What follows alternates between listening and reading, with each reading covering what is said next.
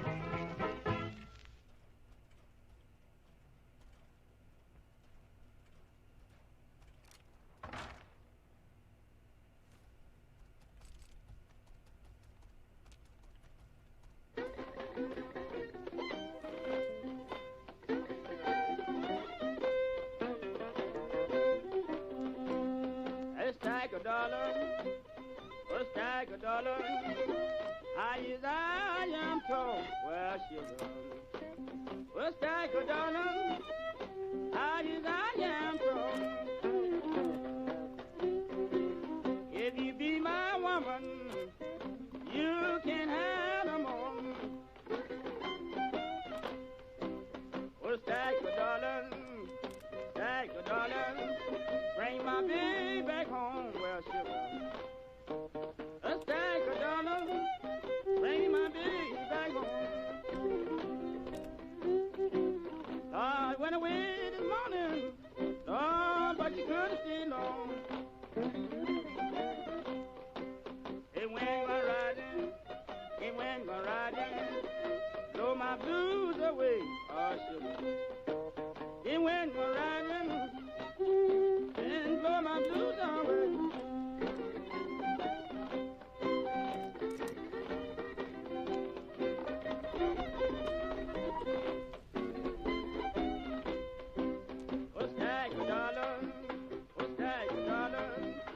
Bring my baby back home.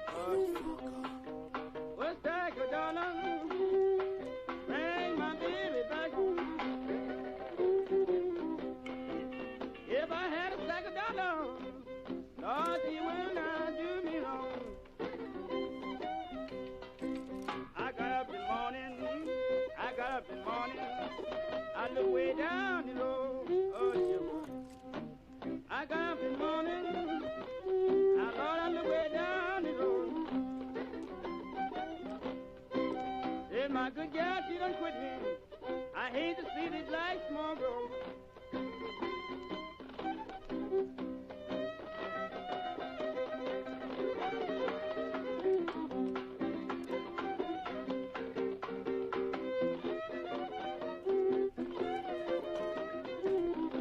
Welcome to the mayor's office. My name is D1R3B. I am programmed to be the mayor's backup deputy in case of emergency. What can I do for you? The town of Nipton salutes you, great mayor. Please, take these. I trust that you will turn our little town into a much better place. Actually, yes, Mayor. Lately I cannot stop thinking about my lifelong dream of becoming a radio broadcaster. Maybe I could finally make it come true. I would love to entertain millions with my amusing antics and witty commentary. We used to have a radio antenna, but it was stolen during the attack. All I need is the radio dish to start broadcasting. I heard those hooligans talking about leaving it in Clear Spring Mine, behind the town hall. Would you mind retrieving it for me? A courageous individual such as yourself should have no problem there, and I would really appreciate it. Look forward to seeing if you survive. What can I do for you? Thank you. Voice type 37A was chosen because it was considered pleasant and smooth. It was a pleasure. That's far enough, Mr. Williams. Miss Sager. Mrs. Sager. Mrs. Sager. Would you please put that rifle down? I came here without any guns, without any means of force whatsoever. You come here with force. Now, Mrs. Sager... Come here to force me out of my house, off my land. Mrs. Sager, please. Nobody shoves me off of my land, Mr. Williams. Nobody. This land is mine. It's free and clear, every inch of it. I've no doubt... My husband staked this land 25 years ago. He homesteaded it and raised cattle on it every year till he died. Every year till he died, he raised cattle on this land. I have every respect for And your... nobody takes me off this land, Mr. Williams, you or your filthy railroad or anybody else. My husband left me this land and he said, Libby, this is your land and you keep it. I said, Howard, I swear by everything decent, nobody'll ever take this land away from me. A solemn and a holy oath, Mr. Williams, to a dying man. Mrs. Sager, now, listen to me for just a minute. Well, I know what you're going to say. Just a minute. 1 minute, Mrs. Sager. Said it 100 times if you said it once. Please, Mrs. Sager, just 1 Well, minute. go on, talk then, talk and get it over with. 1 minute. 1 minute. That's right. I represent the railroad. I know that. And we have reserved from the United States government a right-of-way of land across the United States for our railroad. Transcontinental Railroad, Mrs. Sager, Transcontinental. The United States government... United States government, I heard you. What do you want to do, scare me or something? Transcontinental, it's progress, Mrs. Sager. You can't hold back the time. That's what you always say. You can't hold Your back land. Your land, Mrs. Sager, is directly in the right-of-way. Now, we're willing, more than willing, we're happy to pay you 3 times the worth of this land. I said I wouldn't sell, Mr. Williams. How many times I got to repeat it? It's not a matter of... Mrs. Sager, please, I wish you'd lower that carbine. It's making me nervous. I noticed you shaking. The minute's almost up. The point is, you've got to sell. You're on public land to be reconverted. Now, we sent you a check and a notice to get off the land. No, not us. The United States government. That makes it mandatory, compulsory. It's a free country. Progress, Mrs. Sager, for the common good. It's a free country. I can live where I want, and this is where I'm living. And let me tell you something, Mr. Williams. I'm staying right here.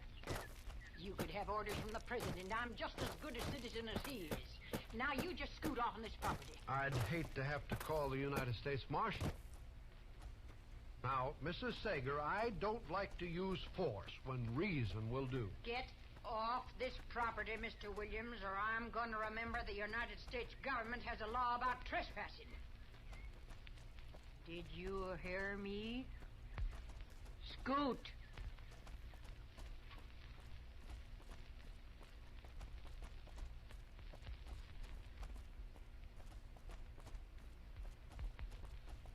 You can't hold back the times.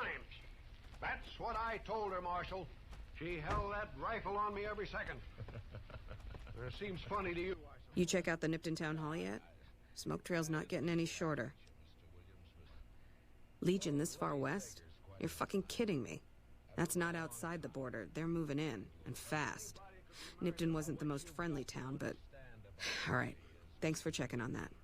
Wish it set my mind at ease. Now I'm more on edge than ever.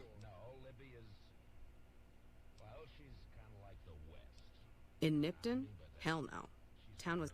Well, thanks for hoofing it there and back, even if it was bad news. Wish we could spare the troops to go hunting. But fucking Mojave's going to hell, and all I can do is sit here and watch. We blast right through it. Yeah, well, I'm not so sure I'd try that with Libby if I were... Marshal, I've tried talking to her. I've sent her letters. I've tried everything. Hey. no moving. Yeah, I know.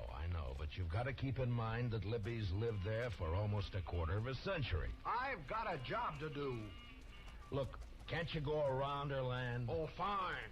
A straight line track for a few hundred miles, then all of a sudden it juts out for a few little acres, and then back to another straight line for another 100 miles.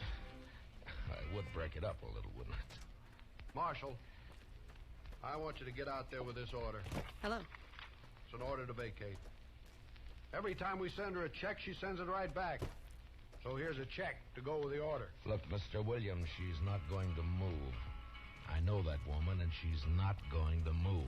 That's a United States government order, and you're the United States Marshal. Oh, please, Mr. Williams, don't remind me of my duties. There's some things I don't like about this job. Eviction and seizure. Chester. Hey. Appreciate the help. Eviction. Federal order. Take care. Cool your heels over in the barracks if you want. Were you, Chester? Oh, no, sir. My, absolutely not, Mr. Dillon. It's just I am cursed with wonderful ears. Comes from so many nights out hunting. Why, my whole family got yeah. ears. All right, Chester. Mr. Dillon, isn't there some way the railroad can go around that property?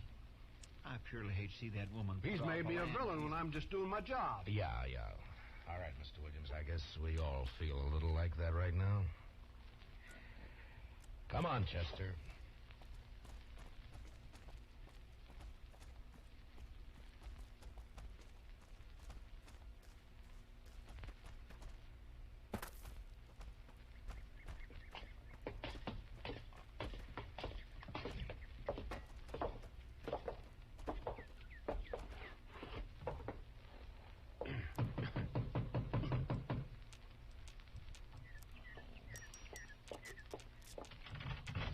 Listen, this here Now hold it, Libby.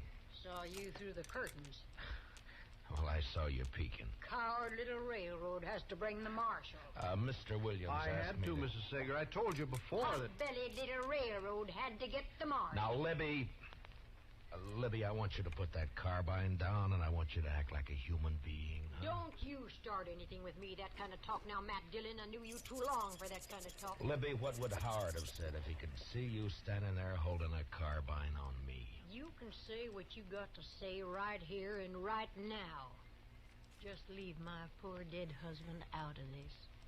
You think he'd stand in the way of progress the way you are? Progress? That big, loud, steaming, dirty thing a-howling by, black smoke bringing in the trash from back east? You call that progress? I'll make a deal with you, Libby. You put down your gun, and I'll send Mr. Williams and Chester back to town, huh? I got nothing to say to you, Marshal. Chester. Yes, sir, Mr. Dillon. Here, take my gun, Chester. And this. What are you doing, Mr. Dillon? You took off your star. Take it back to the office with you, and take Mr. Williams with you, too. Libby and I are going to talk. Yes. Come on, Mr. Williams. You can't hold back the times, Mrs. Sager. Get him off here, You better go, Mr. Williams. I'll see you back in town, Marshal.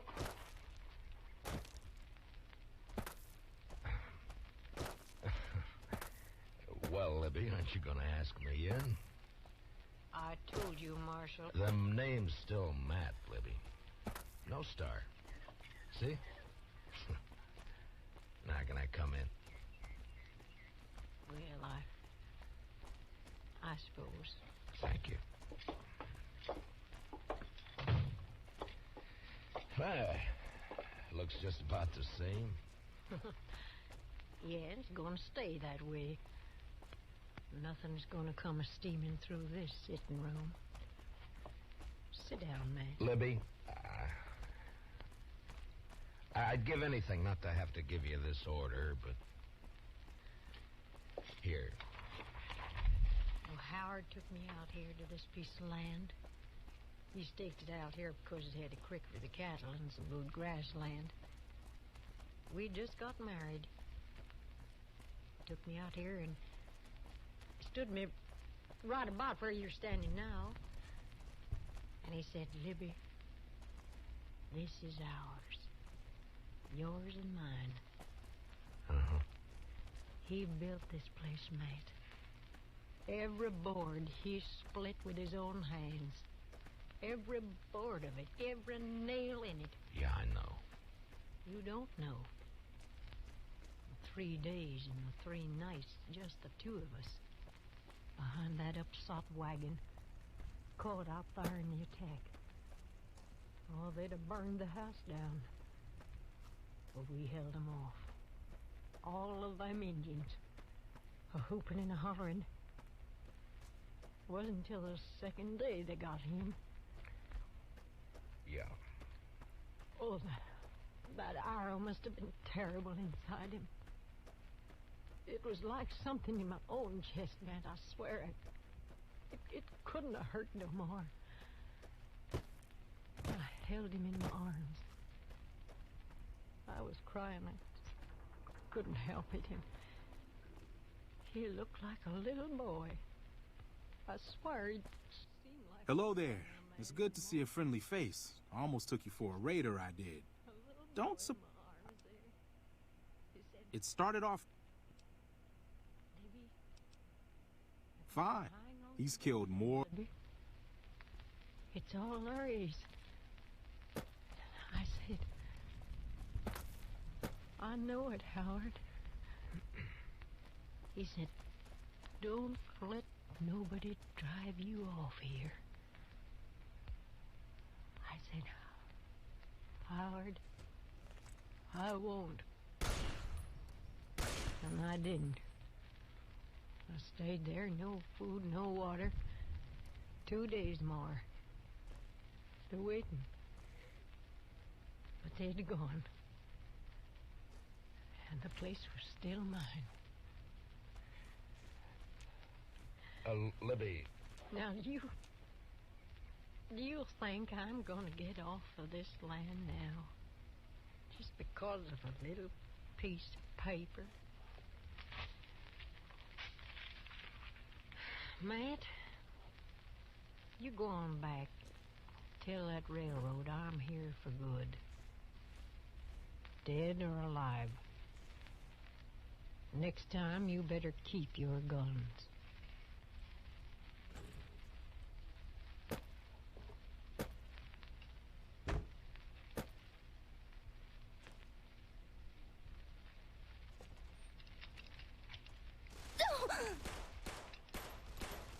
Marshal? What'd she say, Marshal? Talk didn't do any good, did it? I know it wouldn't. Mr. Williams, you did your job. Now, why don't you go back to the hotel and we'll get in touch with you, huh? Sure. Marshal, Yeah, you sure you don't need me for anything? I'm sure. Okay. Well, hello, Mr. Williams. Hello, Chester. Where's he going, Mr. Dillon? I sent him back to the hotel, Chester. Hand me that chamois there, will you? Yes, sir. Here. Oh, thank you. Mr. Dillon, What? if she don't leave peaceable, you gonna carry her out? Well, we'll see what happens, Chester. I mean, if she don't come out peaceable. Look, Chester, that railroad's going to be here for a long time. A long time. Now, there are going to be a lot of people dependent on it for beef and for everything else. And Libby's just one person. Just one person. One person, yes, sir. That's right. That's right, Dillon.